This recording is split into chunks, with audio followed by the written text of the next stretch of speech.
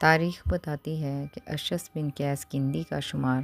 ان افراد میں ہوتا ہے جنہوں نے ابتدا میں ابو بکر کی خلافت کو قبول نہیں کیا تھا،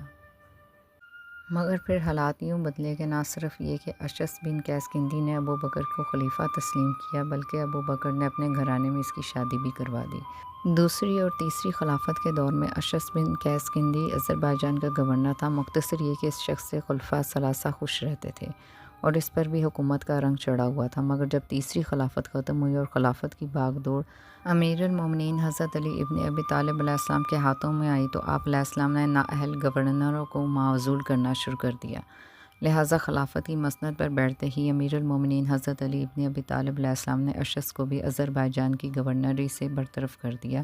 اور اسے حکم دیا کہ وہ حکومت کے سارے اموال کو امیر المومنین حضرت علی ابن ابی طالب علیہ السلام کے سپرد کر دے۔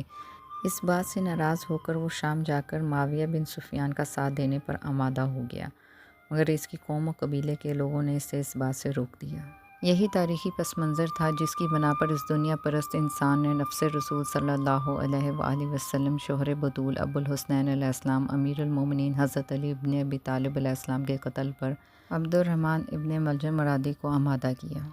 اس کا برتاؤ مولا کائنات کی حکومت میں اسی طرح تھا جس طرح عہد رسالت کی مشہور منافق عبداللہ بن ابی کا رویہ تھا۔ وہ عوام کو امیر المومنین حضرت علی ابن ابی طالب علیہ السلام کی حکومت کے خلاف بھڑکاتا اور لوگوں کو معاویہ ابن سفیان کے خلاف جنگ میں شامل ہونے سے روکتا۔ یہ خفیہ طور پر معاویہ ابن سفیان سے ملا ہوا تھا۔ جب جنگ صفین میں معاویہ ابن سفیان نے اپنی فوج کی شکست ہوتے ہوئے دیکھا تو نیزے پر قرآن بلند کیا اور جنگ روکنے کی بات کی اور قرآن سے فیصلہ حاصل کرنے کا نعرہ بلند کیا۔ امیر المومنین حضرت علی ابن ابی طالب علیہ السلام اور ان کے با وفا صاحب جنگ کو جاری رکھنے کے حق میں تھے تاکہ معاویہ بن سفیان کا برپا کیا ہوا فتنہ ہمیشہ کے لیے ختم ہو جائے، مگر اشعث اور اس کے ساتھیوں نے جنگ کو فوراً بند کرنے کی ٹھان لی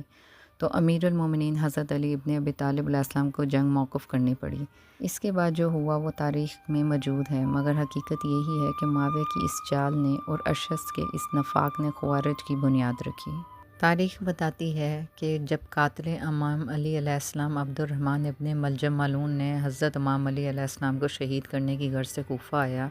تو اشعث کے گھر پر ایک ماہ تک مقیم رہا۔ اس دوران عبد الرحمن ابن ملجم مرادی نے اشعث کی مدد سے امام علی علیہ السلام کے قتل کا منصوبہ بنایا اور ماہ رمضان کی ایک صبح کو اپنے ناپاک ارادے پر عمل کرتے ہوئے امیر المومنین حضرت علی ابن ابی طالب علیہ السلام پر حملہ کیا۔ اشعث نے نہ صرف امیر المومنین حضرت علی ابن ابی طالب علیہ السلام کے قتل کی سازش کی،